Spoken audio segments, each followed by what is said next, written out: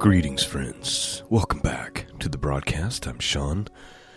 Well, it's Monday, and so as usual, we are looking to start our week with some wisdom, some encouragement from the Psalms and from the Proverbs. We're looking at Psalm 87 and 88, Proverbs chapter 29, and then if there's time, I would love to read from Wisdom chapter 14. Psalm 87 is only 7 verses, and we have a longer psalm for Psalm 88. Psalm 88 is kind of somber. It's usually what happens with the Psalms is you'll hear somebody crying out. David typically be crying out, these things are happening to me. My enemies are doing this, and then it'll end with like this hopeful expression of faith.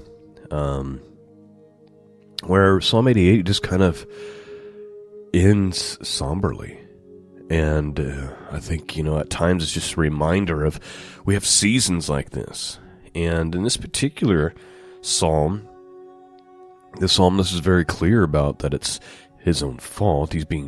He's fallen into some type of judgment from God, and it's almost more than he can bear. So that's our psalm study this morning, and then we'll look at Proverbs 29. Like I said, Lord willing, we'll look at Wisdom chapter 14, which deals with the silliness of idolatry. So, one last thing, and then I'll get started here. Just a quick reminder, this broadcast is 100% listener supported. So if you're being blessed by this and you want to encourage it and strengthen it and bless it back, you can do that by going to scriptureandprophecy.com. There's a support and donate tab at the top. All right. Open up your hearts this morning and let's see what the Word of God has to say to us, starting with Psalm 87, 7 verses here. A psalm of the song for the sons of Korah. Verse 1. His foundation is in the holy mountains. The Lord loveth the gates of Zion more than all the dwellings of Jacob. Glorious things are spoken of thee, O city of God. I will make mention of Rahab and Babylon to them that know me. Behold, Philistia and Tyre and Ethiopia, this man was born there. And of Zion it shall be said, this and that man was born in her. And the highest himself shall establish her. The Lord shall count when he writeth up the people, that this man was born there. As well as the singers, as the players on instruments shall be there. All my springs are in thee. Psalm 88. O Lord God of my salvation, I have cried day and night before thee. Let my prayer come before thee, incline thy ear unto my cry. For my soul is full of troubles, and my life draweth nigh unto the grave. I am counted with them that go down into the pit. I am a man that hath no strength, free among the dead, like the slain that lie in the grave, whom thou rememberest no more, and they are cut off from thy hand. Thou hast laid me in the lowest pit, and darkness in the deeps. Thy wrath lieth hard upon me, and thou hast afflicted me with all thy waves. Thou hast put away my acquaintances far from me. Thou hast made me an abomination unto them. I am shut up, and I cannot come forth.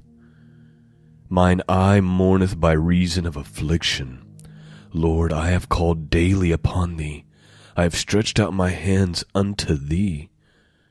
Wilt thou show wonders to the dead? Shall the dead arise and praise thee? Please note, The psalmist is like reminding God, Lord, I've prayed to you every single day about this issue. And my afflictions do not go anywhere. And then he's making an argument before God. Would it do you any good for me to die? Like, he says, can you show wonders to the dead? Can the dead arise and give you praise? You actually see this kind of verbiage in the Psalms a few times. This idea of please save my life. I mean, even David does this at least once that I can think of. Please save my life. Can the dead, sing your praises?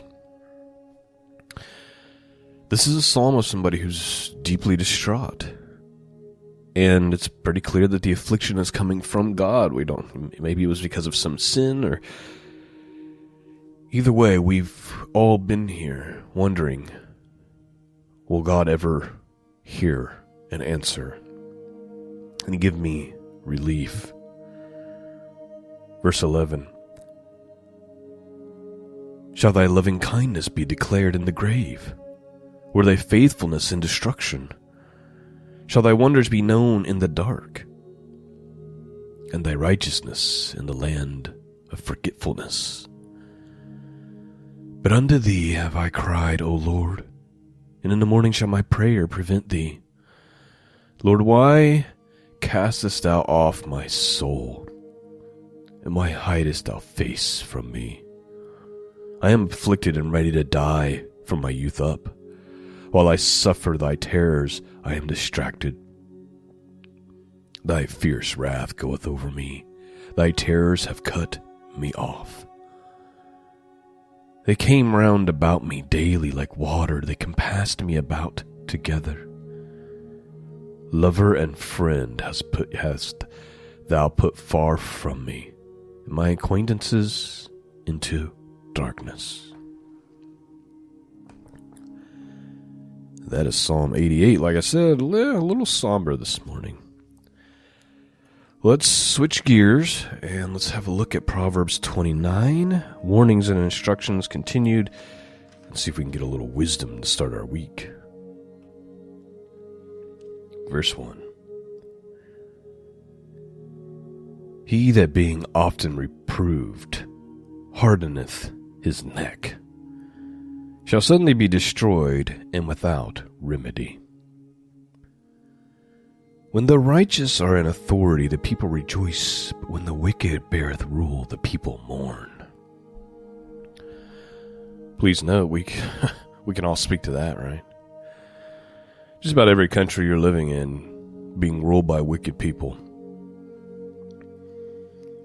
And of course the people mourn. Verse 3. Whoso loveth wisdom rejoiceth his father, but he that keepeth company with harlots spendeth his substance. The king by judgment establishes the land, but he that receiveth gifts overthrows it. A man that flattereth his neighbor spreadeth a net for his feet. In the transgression of an evil man there is a snare, but the righteous doth sing and rejoice. The righteous considereth the cause of the poor, but the wicked regardeth not to know it. Scornful men bring a city into a snare, but wise men turn away wrath. If a wise man contendeth with a foolish man, whether he rage or laugh, there is no rest. The bloodthirsty hate the upright, but the just seek his soul. A fool uttereth all his mind, but a wise man keepeth in till afterwards. Please note. You've heard me rant on this over and over and over, because the Proverbs are littered with this all the time. To be wise means to keep your mouth shut. And I'm just going to say it plainly. A wise person does not always need to be heard. They don't have to express every feeling or thought they have. They don't have to be acknowledged for every feeling or thought that they have. This is the behavior of a fool. Whether it be through gossip, whether it always be you have to share your opinion. Well, great wisdom is in the person who rarely speaks. And you know what? Something that I have found in my own life is that if you are the person who's quiet, who rarely speaks, who rarely has to give an opinion, when you do have something to share, people pay attention. As opposed to the person who's always going on and on and on. Let's continue on. Verse 12, if a ruler hearken to lies, all his servants are wicked. The poor and the deceitful meet together. The Lord lighteth both their eyes. The king that faithfully judges the poor, his throne shall be established forever. Please note there you can kind of catch this theme here about showing mercy and having regard for those who are less fortunate. Verse 15, the rod and reproof give wisdom, but a child left to himself bringeth his mother to shame. When the wicked are multiplied, transgressions increases, but the righteous shall see their fall. Please note, can I just share another thought? We live in a time when the wicked have multiplied greatly. And as a result, transgression and behavior has become so bad, so wicked, that what's considered okay in broad daylight now is shocking. This is what happens. As a people refuse to regard God in their mind, they are given over to a reprobate mind. As the wicked are multiplied, transgression increases, but, it says, the righteous shall see their fall. Correct thy son, and he shall give thee rest, yea, he shall give delight unto thy soul. Where there is no vision, the people perish. But he that keepeth the law, happy is he. A servant will not be corrected by words, for though he understand, he will not answer. Seest thou a man that is hasty in his words? There is more hope of a fool than of him. Again, right? All the day long, if you read the Proverbs, you're going to see that warning. He that delicately bringeth up his servant from a child shall have him become his son at the length. An angry man stirreth up strife, and a furious man aboundeth in transgression. A man's pride shall bring him low, but honor shall uphold the humble in spirit.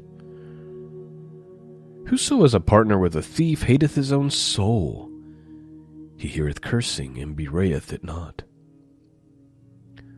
The fear of a man bringeth a snare, but whosoever put his trust in the Lord shall be safe.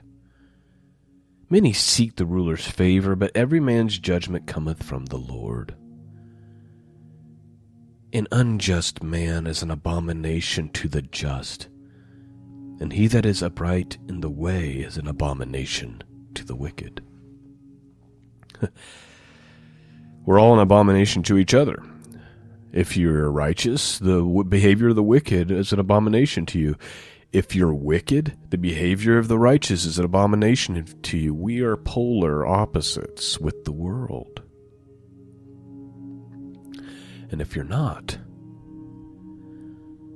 well, then some other questions might need to be asked about your relationship with God. Let's go ahead and quickly read Wisdom chapter 14. We have a few minutes, and it's just going to be giving us kind of like a little light teaching. It's the Wisdom of Solomon, chapter 14, on the use of wood, the silliness of idolatry. Let's give it a read. Again, someone getting ready for a voyage, and about to sail through the wide waves, cries out loud to a piece of wood, more fragile than the ship that carries him. So please note, right out of the gate, you can kind of see how absurd it is to worship wood carved with your own hands. Think about it. Your ship is sinking, you're about to drown, and you cry out to a piece of wood that you yourself carved. Like, how stupid is that? Continuing on. For it was desire for gain that contrived that boat, and wisdom was the craftsman who built it. But your providence, O Father, governs its course, because you have given it a path in the sea, and safe track in the waves, showing that you can save from every danger, and that even without skill one may embark upon the sea. For you do not will that the works of your wisdom be useless. Therefore men trust their lives even to the smallest piece of wood. And passing through the waves on the ship, they are brought safely through. For even in the beginning, when arrogant giants perished, the hope of the world took refuge in a boat. Please note, we can't just brush over that, can we? The Wisdom of Solomon is just giving you more credit, more reason to believe what the Bible clearly teaches, which is that the time of Noah's flood was not just about the wickedness of humanity, but that the earth was covered in Nephilim,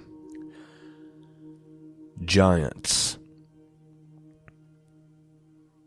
And God had to flood the earth to not just rid the earth because man's heart became so opposed to him and so wicked, but because there was also this giant problem. And what is the Wisdom of Solomon doing? It's telling us, hey, back when there was a flood, it was also to eliminate there was a bunch of arrogant giants. Let me read it again. Verse 6, for even in the beginning, when arrogant giants perished, the hope of the world took refuge in a boat. And piloted by your hand, it left the world the seed of a family. So it's clearly talking about Noah, right? Just couldn't brush over that. Man, let's continue on. For the wood was blessed, through which righteousness comes. But what was made by human hands itself is accursed, and so is he who made it. He because he made it, and the perishable thing because it was called a god. For equally hateful to God are the ungodly man and the ungodliness. For what was done will be punished along with him who did it. Therefore, there shall also be a visitation upon the idols of nations. Because though the wood was part of God's creation, it was made into an abomination and became a stumbling block for the souls of men, and a trap for the feet of fools. For the invention of idols was the beginning of fornication, and the conception of them that the corrupt of life. For neither were they from the beginning, nor shall they be forever. For by vainglory of mankind they entered the world, and therefore their speedy end has been planned. For a father consumed with untimely grief when his child was soon taken from him, made an image of the once dead human being, and honored him now as a god, and handed down those under him secret mysteries and initiations. When the ungodly custom, strengthened by time, was kept as a law, at the command of tyrants, carved images were worshipped. When men could not honor a tyrant before his face, because he lived far away, they imagined his face from a distance and made visible image of the honored kings. what by their zeal they might flatter the one absent, though present. Then the ambition of the craftsmen encouraged even those who did not know the king to increase their worship. For wishing perhaps to please the one who ruled over him, he skillfully forced the likeness into a more beautiful form, and the multitude attracted by the popularity of his work. Now consider him as an object of worship, whom a short time before they honored as a man. But this became a trap for their life, because men in bondage, either to calamity or to kingly power, conferred on stones and wood, a name not shared with another. Furthermore, it was not enough for them to be deceived about the knowledge of God, but they live in a great conflict of ignorance, and they call such evils peace. For they either hold child-murdering rites of initiation, or celebrate secret mysteries, or engage in the frantic revelry of special customs. Moreover, they keep neither life nor marriage pure, but one either kills another in ambush, or causes another grief when he corrupts his marriage. Everything is mixed together: blood and murder, theft, treachery, depravity, unfaithfulness, tumult, perjury, confusion over what is good, ingratitude, corruption of the family, breaking up of marriages, disorder, adultery, and debauchery. For the worship of idols, not to be named, is the beginning, cause, and end of every evil. For either they are driven into a frenzy in their celebrations, or prophesy lies, or live unrighteously, or ready to swear falsely. For since they trust in lifeless idols, they swear with wrong motives and expect to suffer no harm. So please note, the writer here is making it very clear that, the beginning to all these terrible evils really kind of starts with some form of idolatry. But really it's a lack of acknowledging God as God, right? And what does it lead to? It leads to all kinds of terrible things: adultery, child murder, debauchery. Just all these sins begin with that one problem. You don't have the fear of the one true God. You've either made yourself a god, some other person a god, or some silly thing a god.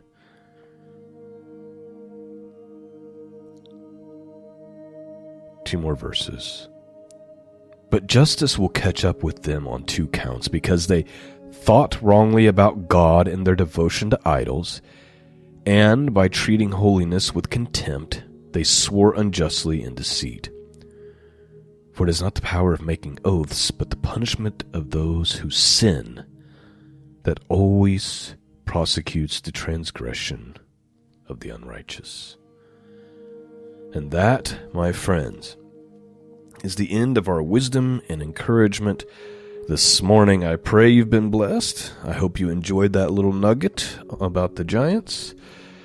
And just pray that you would have a blessed week. Please remember to pray for me.